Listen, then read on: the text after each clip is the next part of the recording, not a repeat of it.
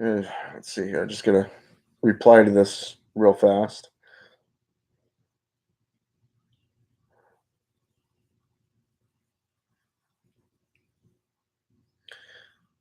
Alrighty here.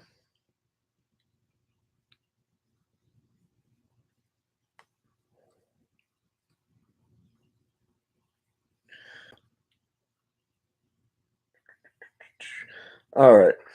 So, anyways, today I'd like to discuss possession, okay, or possession.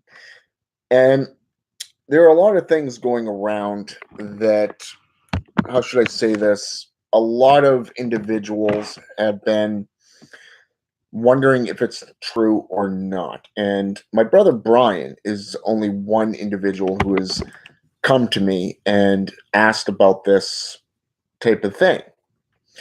In fact, he sent me an article and that's going around Facebook, and it's called um, "These Occult Exorcists Say the Catholic Church Makes Demons Worse." Okay, now I don't know if you could see that or not, but it looks like it's. There we go. But, anyways, it's actually a good link. It's a good read, and it's by Jason Bunch. And it says, if the person in need of an exorcism isn't a Christian, then why do you have to call a Catholic priest? Okay, and this I actually skimmed down through this, and it's a pretty good article.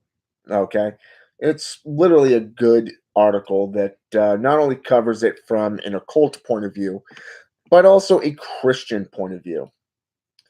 So I wanted to kind of just touch on this since my brother inquired about it. And he stated that he doesn't really know much about possession. And I mean, we're talking a guy that's been in the occult for, or at least Satanism, for over 15 years. Okay. He started out as an atheistic Satanist, and now he's gone into Luciferian Satanism and occultists. Okay, so that just gives you a little backdrop on him, and so when he's coming to me and asking about an article, sharing an article and telling me that he's not up to date on what, or I should say, on updated on possessions and what it entails. Now, after he and I talked for a little bit, I decided to send him some reading materials. And I also sent him a video by E.A. Coetting.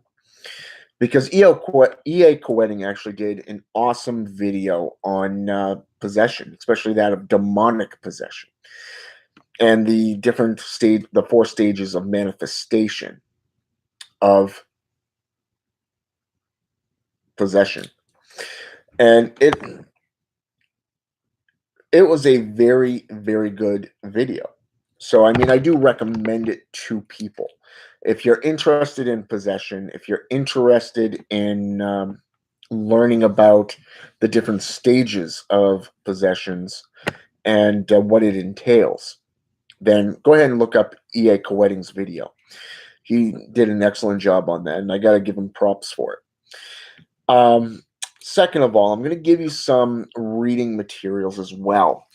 The first one, I couldn't find this book. I know I have it somewhere. I just haven't been able to locate it yet.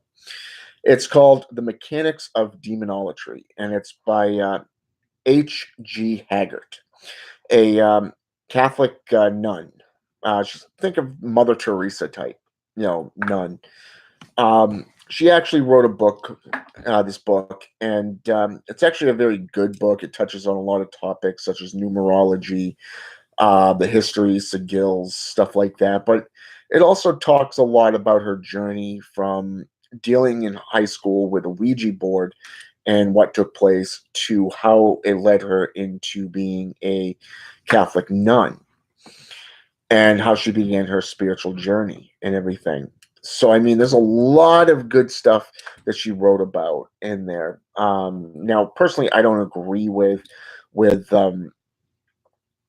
her path that she has chosen because that's not my path. But as a as an adept and a student and apprentice of all forms of sorcery, you got to give her props for writing that book. So that is a book that I would recommend that you get because it does talk about the various types of demons, the types of demonic possession, the sigils, a little bit about the histories, stuff like that, and numerology. So, I mean, it gives a lot of good stuff in there. So, I do recommend it to you. The second book that I would recommend is by Rosemary.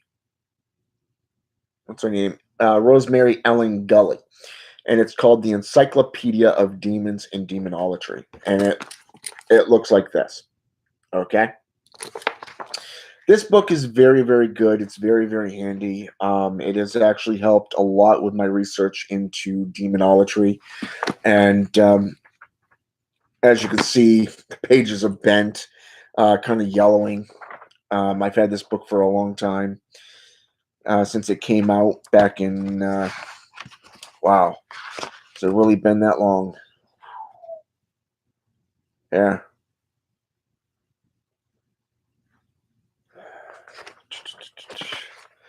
Trying to find the page where it shows the year here.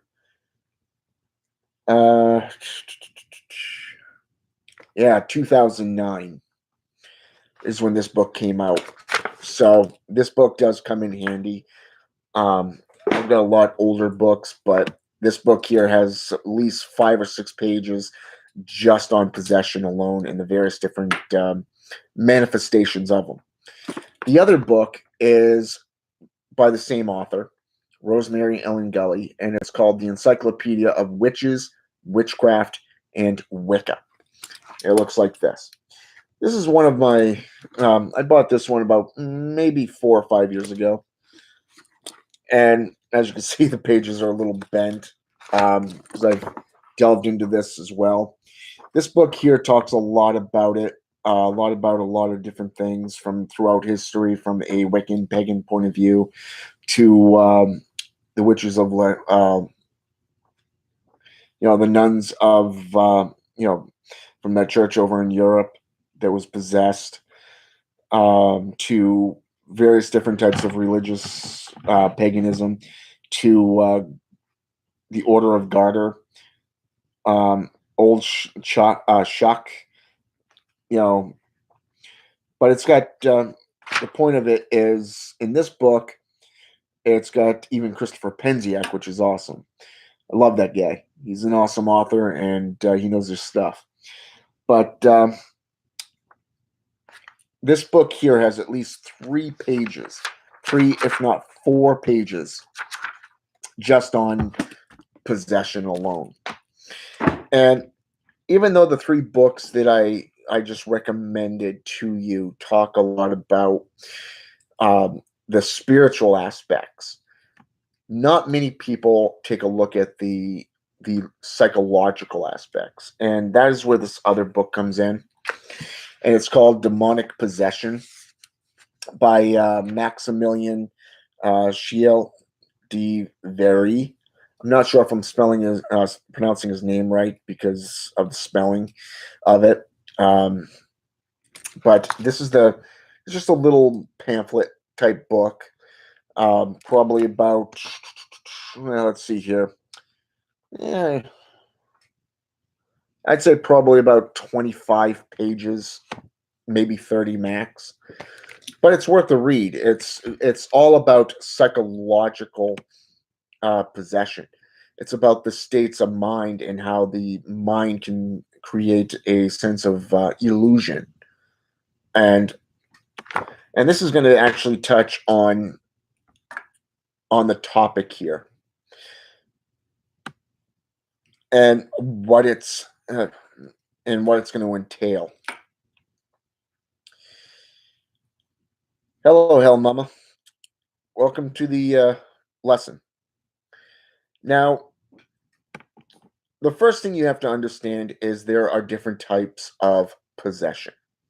Okay, there are the self-controlled possession, where the practitioner opens themselves up to welcoming a spirit in. It is called channeling. Okay, channeling a spirit involves surrendering the self. Just basically lowering your own guard and allowing them to take control of your body on a willing, uh, how should I say this? No, it's more of a self willingness to allow them to work through you, to speak through you. Anyone who's ever watched Serpent of the Grails with Frank White will know what I'm talking about, because the fact that he does this stuff right online, he does it right in his videos. He brings these spirits right out in through himself and through the channeling process and everything. And it takes a lot to be able to lower your own guard, to surrender your will, and to actually accept a foreign energy into yourself. So it does take a lot to do that. And it takes a lot of discipline, it takes a lot of focus, but it takes skill. And that's the big thing, skill. Now, anybody who's ever gone to a church knows that all they do is talk about love this, love thy neighbor like thyself, baptism, redemption, we're going to win, you're going to lose, yada, yada, yada.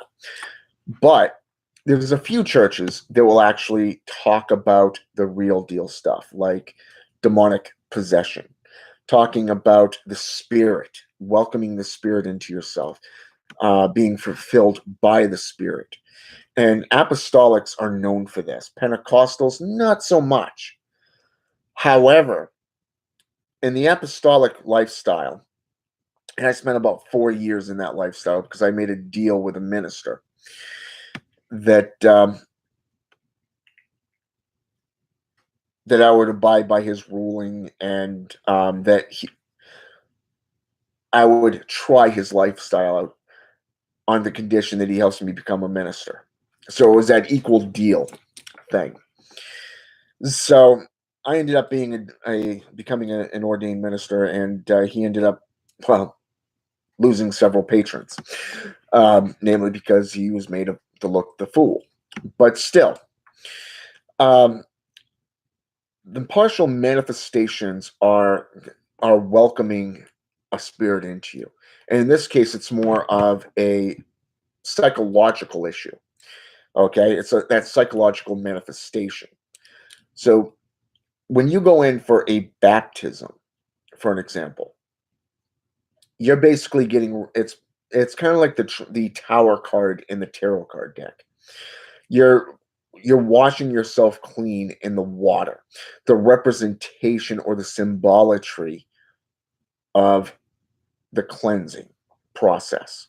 Okay, when you get into things like dedicating yourself to a particular spirit, this is a symbolatry of making a deal, a pact, aligning yourself with that spirit, forming that relationship, and abiding by that spirit's ruling.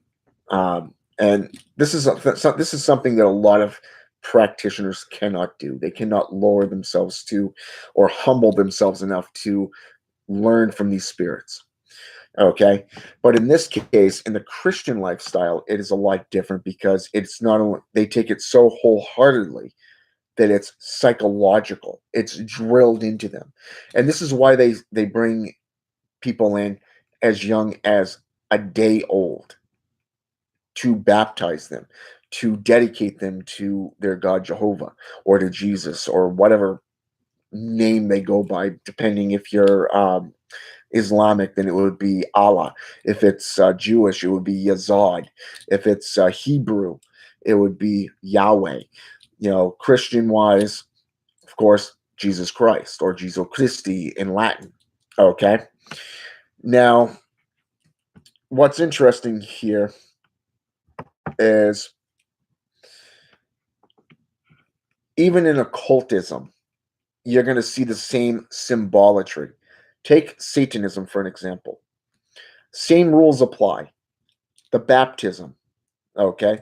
It's called a dark baptism. It's where you are cleansed in the river Styx, forged in the fires of hell, and you are dedicated through initiation into that particular path, be it theistic Satanism, be it traditional Satanism, being it the path of a demonator, okay, or even medieval Satanism, okay, demonic sorceries, the whole kit and caboodle, okay.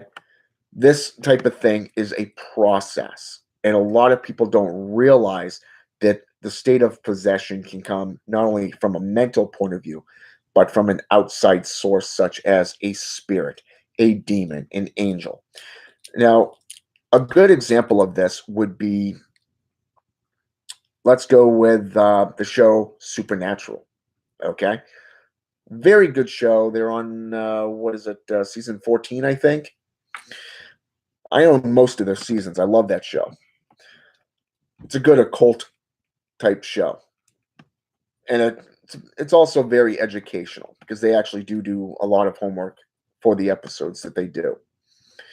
Not everything is correct, but about 75% of it is. So you can actually see where that comes in handy.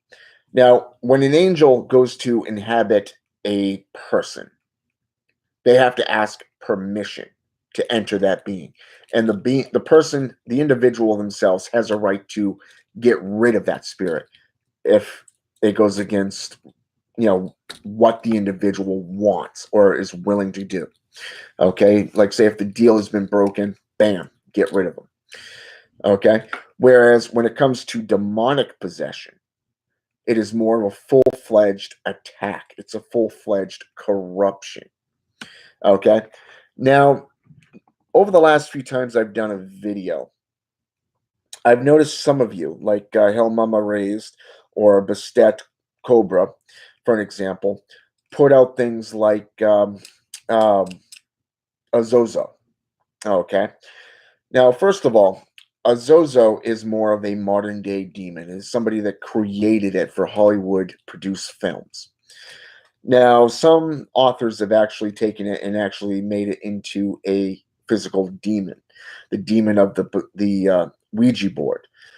Okay, so he's more of a modern day demon, somebody that created him, put him into a movie, one of those Ouija movies, and then it's just gone from there.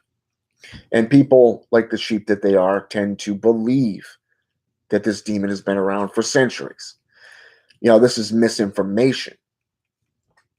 I would believe in Mephistopheles before I believe in Azozo. Okay. Now, if you want to get into corruption demons, then I would go with Balaam. Balaam is known as the corrupter.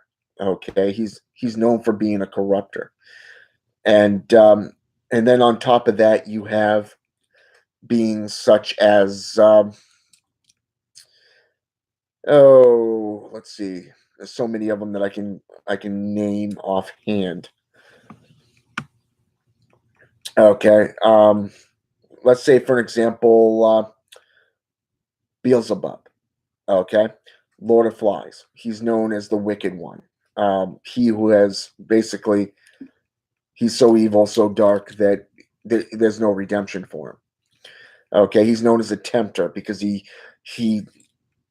seduces people, much in the same way as Mammon, or say for an example, Samael, Venom.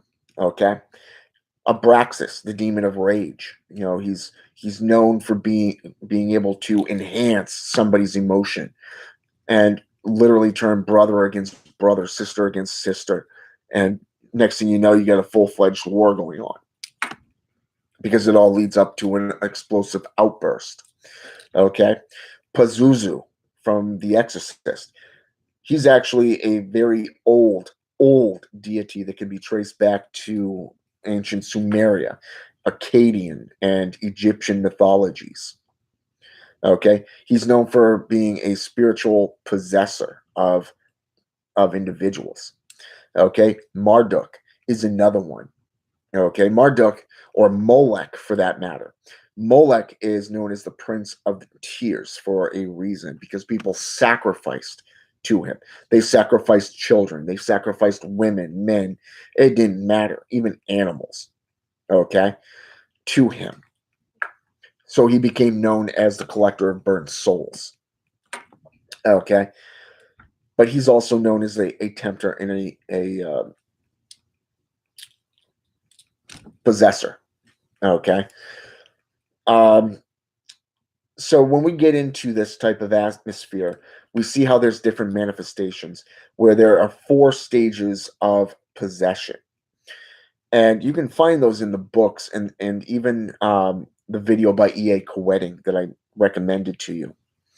Is number one, when it latches onto you, it starts following you. It starts corrupting you immediately. It starts taking over you slowly. You start hearing voices. You start gaining insight, knowledge, such as languages, specifically dead languages. You go into supernatural strength. And then finally, it literally takes you over completely. Okay. But there's also different signs according to Catholicism. Okay. And this is something that is a huge topic right now, because on social media, I've been seeing a lot of topics surrounding the Pope. Apparently, he's welcoming Satanism into the Catholic Church, which was the latest one, which was kind of funny. Now, namely because I've hung out with Catholics, I know what they're about. And I can tell you that if you are not willing to submit to Catholicism, then you are of the enemy and need to be destroyed. You're labeled as a number, not as an individual. And what's interesting here is even in possession, the possession states, they're apparently raising more priests to become exorcists. And this is something that is becoming more and more. Now, there, according to the article that my brother Brian sent me just a little while ago, is that now there's apparently 250,000 just in Italy alone of possessions, demonic possessions. Now, personally, this is very unlikely because of the fact that demon possession is very, very low. I would say 1 in 1,000, 1 in 100,000 really is actually a true possession. And most of this is because of the fact that an individual got into something that they were not prepared for. And 9 times out of 10, something that you do, say, for an example, astral projection, um, teleportation, say, for an example, getting into divination or chiromancy, a spirit can latch onto you and you can bring it with you wherever you go. Whereas other times, you call them out and they basically are teaching you a lesson. But then you have that 1% where you're actually inflicted by witchcraft or somebody that's in the occult that you have basically pissed off seriously enough that they feel that it is necessary or warranted to send a spirit and latch it onto you. What was this?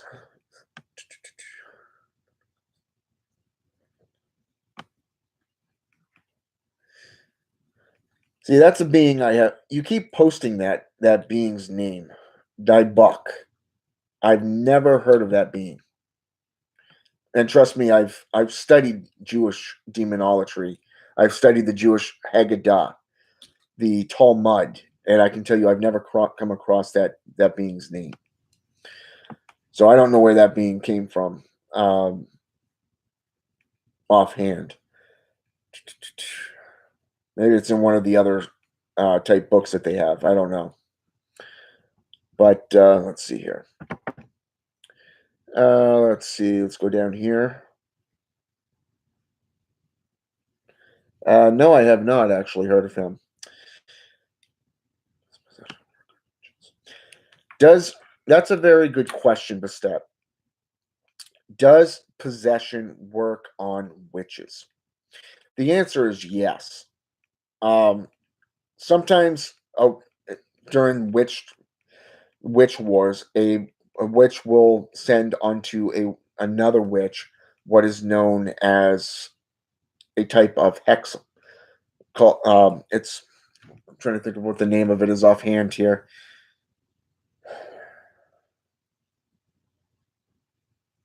It's a type of spiritual attack that entails animals such as spiders. Okay, but instead of spiders, you can actually utilize spirits to haunt the individual, to attack them, such as utilizing demons of destruction, such as Samael, Ariok, uh, Sabnuk, for an example, just to name a few. Um, and what's interesting here is that you can actually utilize certain magical techniques, like, say, for an example, this is just one technique out of a lot, and I'm telling you right now that this is one of probably be about 3 dozen techniques that I know of right offhand that I can do. Okay, and that is taking in a photo of an individual. Okay, say for an example, if I targeted, um, oh, I don't know, I've already named off the Pope, so why don't I just go with that one? Okay, for an example, if I wanted to latch a spirit, like say a demonic spirit, onto a the Pope, okay, who is a spiritual being, a servant of his God, okay, what you would do would utilize a photo, a candle, you would utilize sulfur, you would utilize certain things that would connect that spirit to your victim. Okay. And the same thing can be utilized against another witch, another warlock, another sorcerer. And it is very, very powerful magic. And I would not do it unless the person really does warrant it to have it on it. But if you're not sure on how to do it, then ask somebody more experienced. Don't do it yourself. Because of the fact that if you fuck it up, that spirit will come right back to you, especially if that individual is more knowledgeable than you. Okay. Especially when you, for an example, let them know that you're attacking. If they know what they're doing, they could easily reverse it through reversal and protection magics. Okay. But it is possible, and it has been known to occur. Aleister Crowley even did it a few times. Let's see. True. I have to give you that one.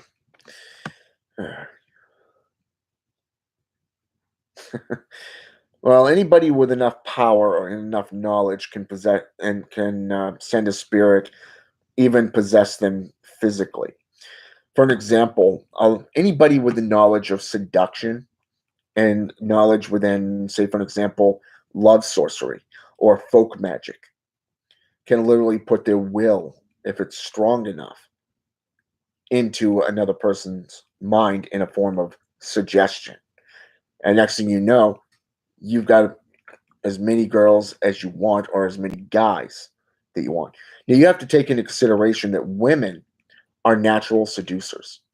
Men have to actually work a lot harder. They have to work at least 3 times harder to do this stuff. But once you've learned the techniques of seduction, if you've learned how to operate your own will, you can plant a suggestion in your victim or your target. Okay, like say for example, let's say for an example, you want to get with, say, Keira Knightley, maybe Kaylee Coco, Natalie Portman, Emma Watson, you know, maybe Jennifer Aniston, or say, oh, I don't know, let's go with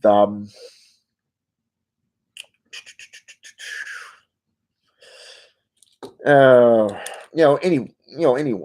Okay, you can, if you dress the part, you have the will. You've already made up your mind. You've picked a type of persona that you want, one that, think of it as a live role playing. Okay, if you play the part of a bad guy, most girls will go nuts over a bad guy. Okay, they'll want to get to know you, especially if you're all mysterious. Okay, this is a psychological effect, and it's a type of possession that is considered light, low magic, or very light, very low key magic that anybody can basically do. However, if you want to get into more complex type magics, such as high witchcraft, and you want to get into the art of seduction and start planting ideas or thoughts into your opponent's head, you would have to learn discipline. You would have to learn focus. Okay. You would have to learn skills and apply it daily just to expand your will enough that it actually attaches onto that person. Okay. Be it male or female, depending on which one you want to do. Okay. And from there, it's just a matter of learning to look the person in the eye, kind of almost like a hypnotist would do, and just implant that, focus it, have it going around in your head, just looking at them, and looking at them. And pretty soon, you're going to have their number because they will give it to you. If not, perhaps you'll have a dance, a drink, or perhaps a date. But you have to really practice it, and you have to really want it. It has to be a type of desire that becomes an obsession. You want to be able to focus your mind so sharply, so keenly, that you can pierce their very being, their very core, their very center. And it takes a lot of practice and a lot of will, but you can do. Okay. Um,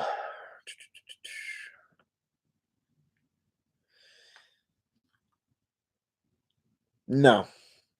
However, I am friends with a few of them. One of them lives about 5 hours from me. She's actually come up and visit me once, and we talk almost, I wouldn't say daily, more like maybe every few days, maybe once a week. Let's see. And I happen to be friends with somebody that lives down in Texas as well, and I have friends all over the world. Let's see.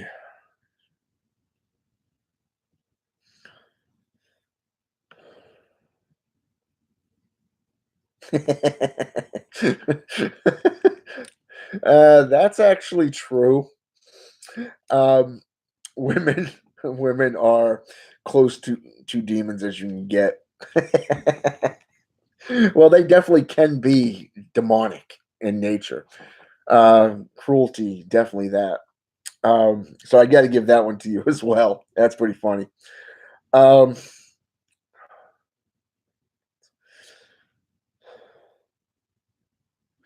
yeah, exactly. I mean, you don't have to be a bad boy to get a girl. You don't have to be. Um, you can be just about anything you want as long as you apply it 100%.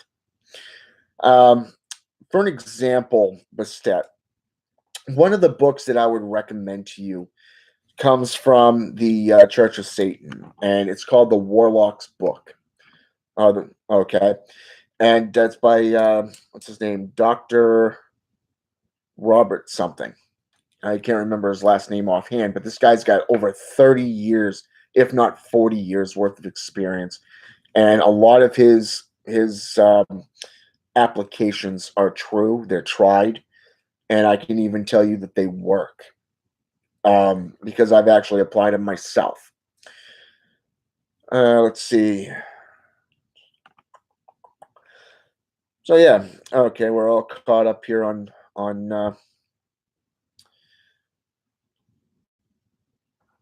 the question side. So back to the possessions. Demonic possessions are very, very few in number. They're not as many as is exaggerated by the church.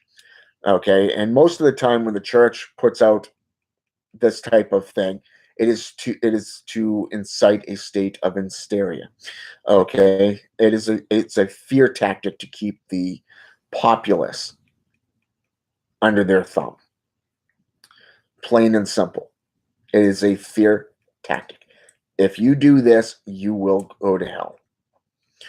If you do this, you will become possessed and you will lose yourself in the devil's eyes.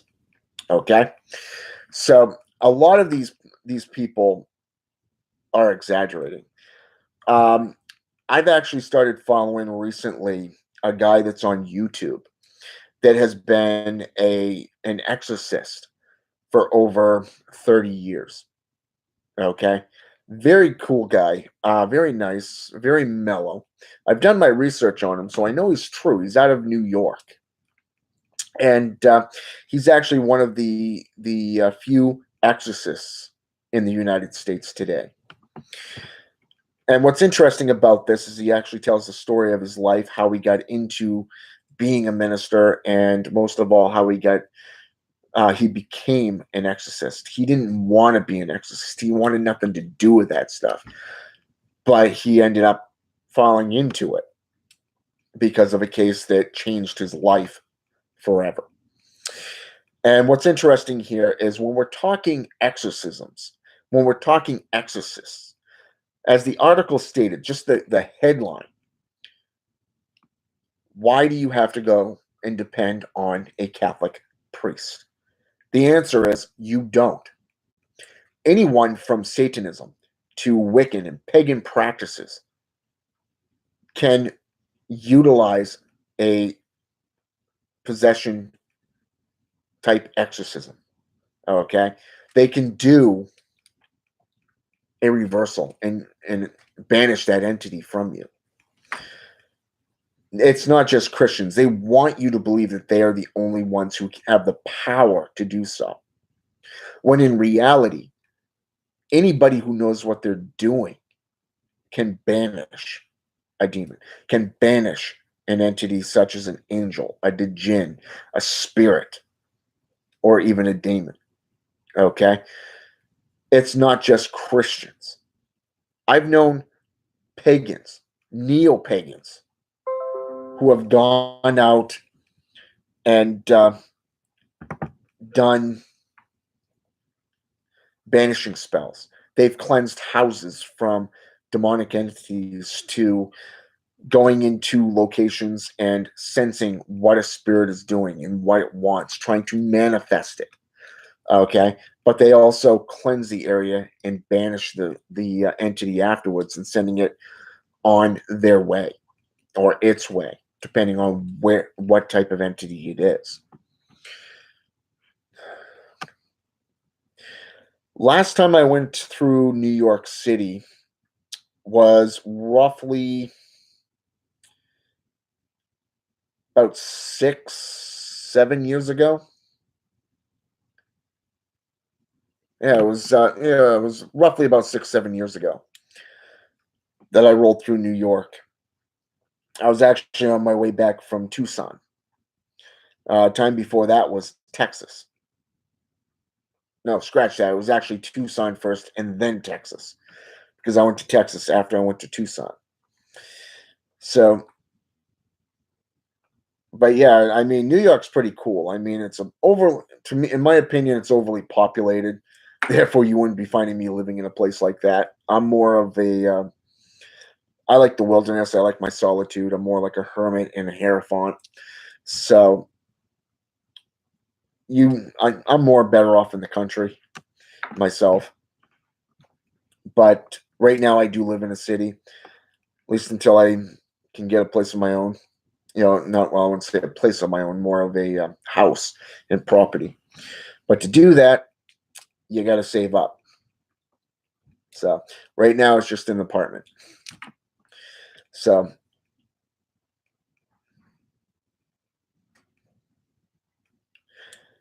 Yeah, the good thing about where I live is I can go about 2 miles up the road, and, there's a lot of woods that's out there. I can go 3 miles, let's see, that direction, as in that direction, and you got what is called the, Forest of Bangor. It's a protected region. If I go that way, right over that way, about 2 miles, there's actually trails so that I can go in there and do rituals, meditate, commune with nature. If I even walk right out back of my property here, you have a river and a couple trails, one on either side of the river. Very peaceful.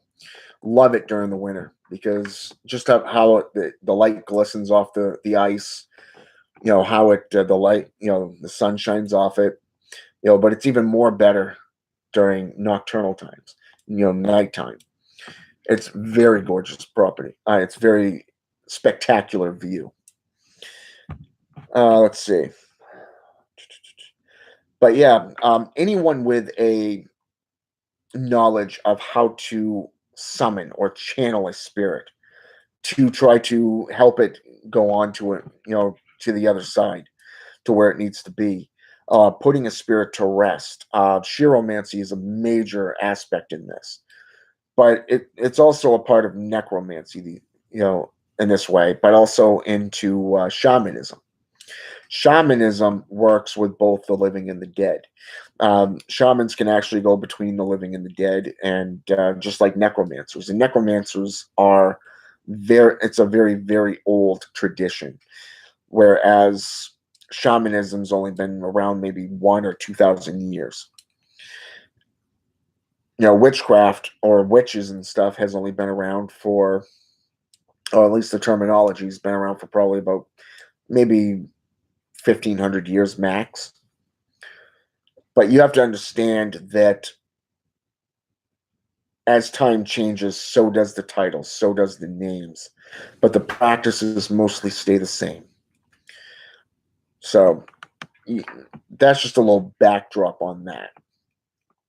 But anyone with the knowledge of necromancy, spiritual conjurations, channeling, knows what they're doing with cleansings and banishings, can perform a form of exorcism. But it also depends on the entity, it depends on the being and the type of situation. Okay. And in this case, you have two aspects of possession. You have the first one is the willingness to allow yourself through a ritual working to become possessed. Okay. To channel a spirit through you to speak and to share their gnosis. Whereas part two is what is called a hostile takeover, type of haunting, if you wish. And that's basically what it is. It's a type of haunting, and they start corrupting you. They start taking you over, breaking you down, and before long, they're running the show, and you're on the back door, wondering how the fuck did this happen. Okay.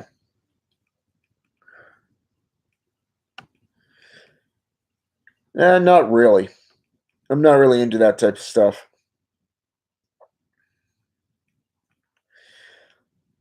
Monks are more peaceful. Think of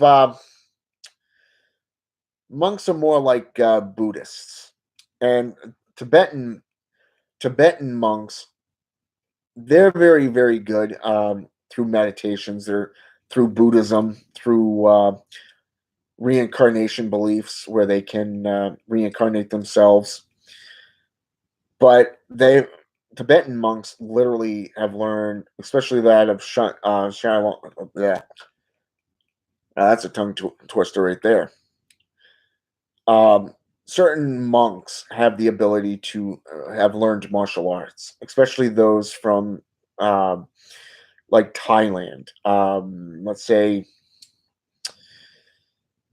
um, Bosnia, or the Middle East. Over in Vietnam. Places where there's a lot of monks. Some monks have actually gotten into the martial arts and have learned how to master their bodies. Some monks will do it within a form of worshiping Buddha, the light aspects. But can they defeat a necromancer? The answer is no, because a monk would not risk going up against an evil entity. They would not. They're more interested in enlightenment rather than fighting. They've always sought out the most peaceful roads. However, if you go into, say, the monks of Catholicism, for an example, they would rather turn the other cheek than to actually strike back. So again, you're dealing with a peaceful road and a road of forgiveness rather than to actually defend themselves. So, in essence, necromancers don't go out looking for trouble. They perform rituals, they help people, they tend to get into spiritual conjurations such as chiromancy. They work with the dead. They work with the blood tapelets. They work with magnetics. They work with a lot of different energies, especially that of Da'ath energy, which is death magic. Okay, they work a lot with the dead, and I should know this because I do practice necromancy. But there's so much involved in necromancy that when you're that a necromancer would not go out and cause trouble. However, if you attack a necromancer, be sure that you do not leave any DNA behind because we can utilize that DNA. Doesn't matter if it's sperm, vaginal blood, it doesn't matter if it's your sweat, it doesn't matter if it's your lock of hair. We can utilize that to curse you, to literally send a spirit onto you. Okay. But necromancers, for the most part, are similar to monks in that route of just going out and it's all about the arts, it's all about the practices, it's about the spiritual communion, it's about the knowledge, it's about that connection to the energies. Okay. It's about the practice of it. So you really have to understand that many different traditions are just about the same way. They're peaceful, but it doesn't mean they can't defend themselves. Now, some would rather roll over and die rather than to protect themselves. And Catholic monks and Christians are those type of individuals. They would rather flee than to attack. They will accuse and then flee from you, especially if they realize that they're outgunned. And they will run from you. And that's how they've been for almost 200 or 2,000 years. Okay.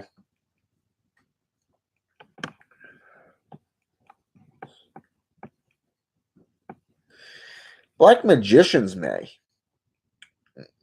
As a black magician myself, because I work with a lot of different magics, including black magic, demonolatry, voodoo, hoodoo, a whole bunch of different styles, traditions, and forms. As a career black magician, sorcerer, and necromancer, if somebody tried to go up against you, then yeah, we can literally defend ourselves. But if a necromancer would attack somebody else to start a war, the answer would be no. A practitioner would not do that because we know how potent the magic is. And if we ended up attacking people left and right, guess what? We'd be the only ones in the world. And I don't know anybody outside of the very young that would be foolish enough to attack somebody that's been in the arts a long time. Well, that's not entirely true. I happen to know a few people that were stupid enough to do that. Telia Curtis, for one. Caitlin White, also known as Lady Raven White. Raven White and Caitlin White. She's got so many different names. It's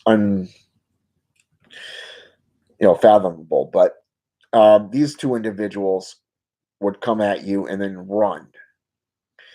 Namely because of the fact it's more of that, how should I say this?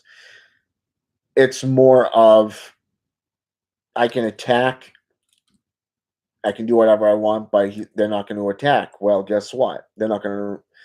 Some people are not going to sit back and let you hound them, will not let you attack them, especially if you make it personal. If you make it personal, especially to a necromancer or a career black magician, we have ways of dealing with you. Now, you consider there was a guy that tried stating that he owns the rights to the Knights of Belial group. Well, back before it became, I changed the name to the Knights of Belial. It was actually the Church of Belial. And this guy from Ghana basically went on throughout his group saying, well, this is my group, my name. And it's like, dude, I have legal rights to this name. And I even went to the admins about it. And I showed them, hey, I have legal rights here to this name. It is filed with the United States government.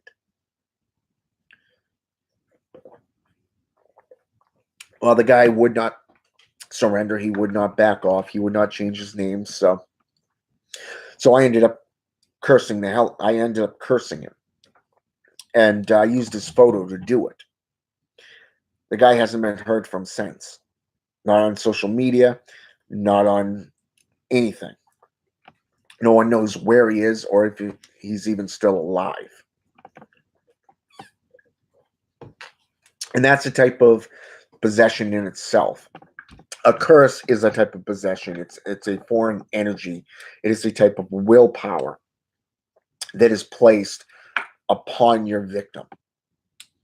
So again, we're dealing with a state of possession. It is a state of affliction. So you see, there are many routes to possession, not just spiritual or mental. There's also emotional possession, or possession, I should say. For an example, when you're afflicted with ailments left and right, eventually it's going to wear you down and you're just going to sit there and be an emotional wreck. Anybody who's ever been around women who have been hurt, who has been attacked, okay, in some form or another. Maybe they've been dealing with so much that you walk in and they're just sitting there bawling their eyes out, eating, junk food and, candies and watching sappy movies, the chick flick type films. You'll know that that's a type of an emotional possession. It is something that has grasped them. It is something that has overtaken them. So again, you're dealing with a different level of possession. So it's not just demonic or angelic. It's not just a spiritual attack or entity that can do this. It is also a physical, mental, or emotional possession. Okay. And this is why a lot of these Catholic exorcists now have degrees in psychology. Because most people who claim possession are simply dealing with a psychological issue, not physically possessed, but they're more mentally. They're in a state of delusion, a state of denial. It is a state of mental disease, much like schizophrenia. Okay. Maybe paranoid delusional states. Okay. Maybe they've overtaxed themselves and literally became unbalanced mentally speaking.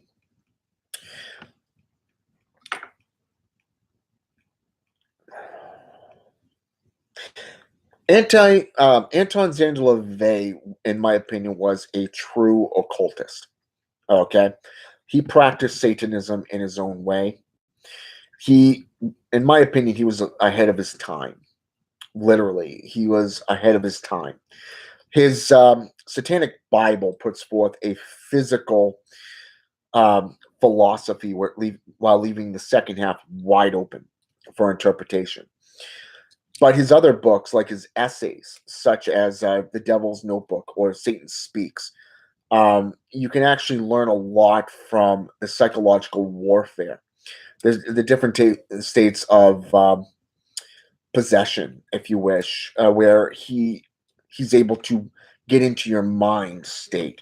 Where, for example, in one essay, he talked about a lion that he kept at the Black House. Everybody knew the lion was there. But this one Indian, this one person, this one individual didn't have a clue. And then all of a sudden, when he saw that lion, he freaked out. Okay. This is a state of emotional warfare. It is a state of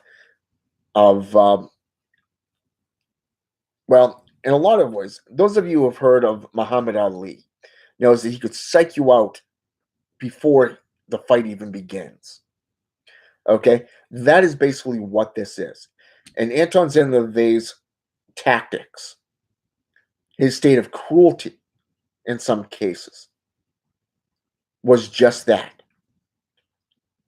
It was to get inside your head and play mind games. It was a state of mental possession. Now, if you get into his book, The Secret Life of a Satanist, it not only tells about his life and his journey through Satanism, but it also entails what he observed, what his hobbies were. Okay, it also goes into what he practiced and what he studied. Okay, if you get into, say, for an example, let's go with Hans Holzer for an example. And the chapter in his book Witches that is about warlocks and sorcerers and devil worshippers, okay, or wizards, warlocks, and such. Um, he gives three examples of warlocks who have had a journey, how they got into occultism from being solitary to getting into graveyards and becoming useful members of society, but because they were attracted to death, they were attracted to spiritual forces. Sorceress Cagliostro is another one who talks a lot in her Blood Sorcery Bible about possessions, about being able to possess another person through blood sorcery and necromancy. Okay. Alistair Notch touches on this a little bit, but he doesn't really go into detail in his books. So, I mean, Anton Szandor LaVey was a very wise man. He was a very good practitioner, and he was a devil worshiper. You know, a lot of people said that he confessed at the end of his life to a Catholic minister. I mean, that's just the words of Peter H. Gilmore and the hierarchy of the COS today. But I don't believe it. I think personally, just because of his life, the way he lived, what he was capable of doing, he most likely went to his deathbed still a practicing devil worshiper and Satanist. No matter what a lot of people think about him.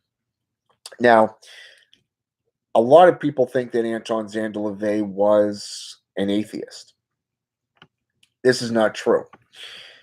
He was actually, when he started the COS, you know, the Church of Satan, and he started the Order of the Nine or the Council of the Nine, they were devil worshippers. But it wasn't until around about 1974 that things started actually changing, and it became more agnostic. And part of this was due to Blanche Barton. She basically stepped in for about a couple of months and before stepping down. And then Peter H. Gilmore took it the rest of the way and literally made it into an atheistic church. And now you have atheistic Satanism. And not mentioning agnostic Satanism. Yeah, let's see.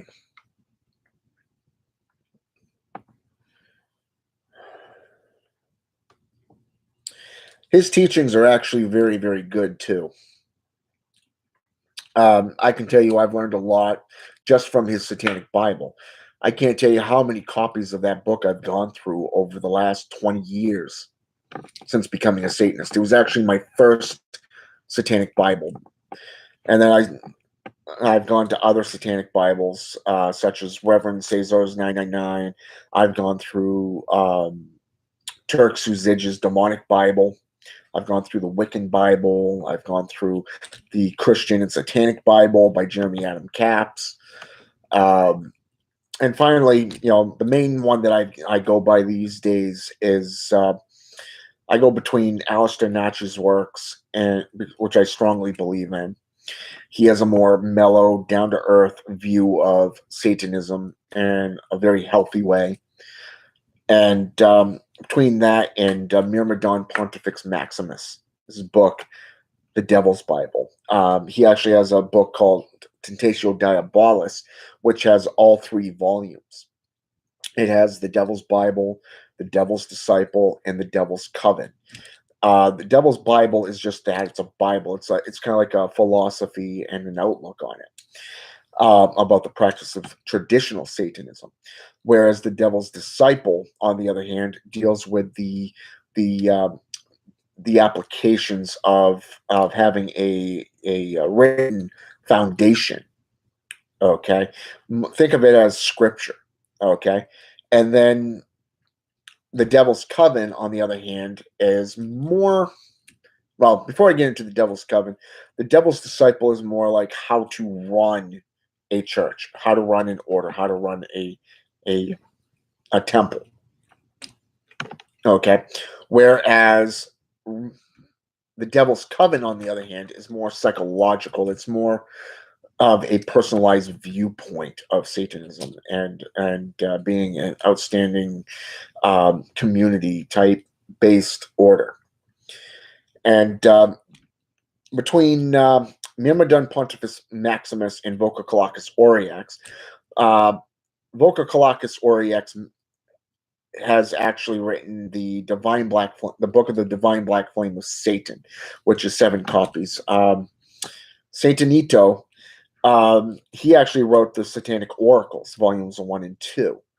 Now, a good friend of mine, he runs a portion of Severed Heads Publishing, and these guys here were actually the head of the Cathedral of the Black Goat, which you can Google on Google and look up. It's a very good order. But what I found out through a friend of mine was that ever since they stepped down, it's kind of become more of a, well, I'm not gonna get into it because it's kind of complicated to describe, and then I can save that for another story, another video. So yeah, you can literally get into all these Bibles, and you'll get a different point of view of annotations, of rituals, of prayers. Prayer is a form of spiritual enlightenment. It is a way to connect with a deity and become possessed as a physical possession. Christians refer to this as intermediary prayer, because of the fact that you pray to a certain point and then the gods take over from there, and you end up speaking in tongues. You end up speaking in other languages, sometimes dead languages. So I mean, which kind of goes along with Pentecost out of the Bible, especially the book of Acts, which is in chapter 2, chapter 1 and 2. Baptism's actually mentioned in chapter 2, verses 38, 30, was it 30, 32 to 38, I think, or 34 to 38, verse 34 to 38, something like that. So, yeah, you can actually, there's a lot to possession, and there's different stages of it. There's different outlooks on it. So it can afflict you in a lot of different ways, and not all of it is bad, but you have to really have skill, and you have to know what you're doing with it. So before you actually get into the works, I would recommend that you do a complete study of it. Get into the applications, kind of experiment a little bit with invocations and evocations, learn how to channel properly. You know, if you really want to try it out, I wouldn't recommend you do it yourself. I would recommend that you get in touch with somebody more experienced in the summoning of a spirit, especially if you're utilizing, say, for an example, Ouija boards, doing psychic readings, tarot cards, runes, stuff like that. If you're looking to open up a portal, a gate, and to bring one physically through, like out of the Grand Grimoire or the Grand Grimoire Red Dragon, perhaps the Constitution of Pope Honorius, or that of the Clavicle of Solomon, okay, then I would recommend literally getting in touch with somebody more experienced than you and let them guide you, let them help you, to open these doors, open these links so that you don't get hurt. But most importantly, your patrons don't get hurt. Okay. But if you know what you're doing and you've taken your time, you've been in it for years, 7 years or more, then you're basically adequate enough to know how to banish something properly, how to cleanse your altar, how to prepare yourself for the ritual, both mentally and physically. How to actually, what being that you want to summon, how do you operate, calling the four quarters, the elementals, before getting in, how to get the spirits' attentions, how to invoke or summon them. And the next thing is, are you looking to bring them into a physical manifestation so you can speak to them? Or are you going to bring them into yourself? Okay. If you're going to bring it, if you're going to do invocation, then you want to know geometry. You want to be able to get into the spiritual symbolatry of it. But if you're going to bring them into yourself, then you need to know and understand evocation.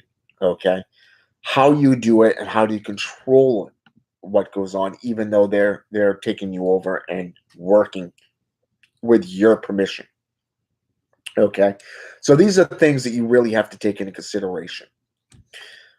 So if you know what you're doing and you've actually done your homework, you've done your research, and you feel that you're ready, then go ahead and try it out. I would recommend a lesser demon or a lesser being, someone of low rank that doesn't have a lot of power and a lot of sway, but someone like, say, for example, Humet or Humot, the Infernal Librarian, perhaps a being, like a lieutenant, like a minion, a servitor, um, from the Infernal Court.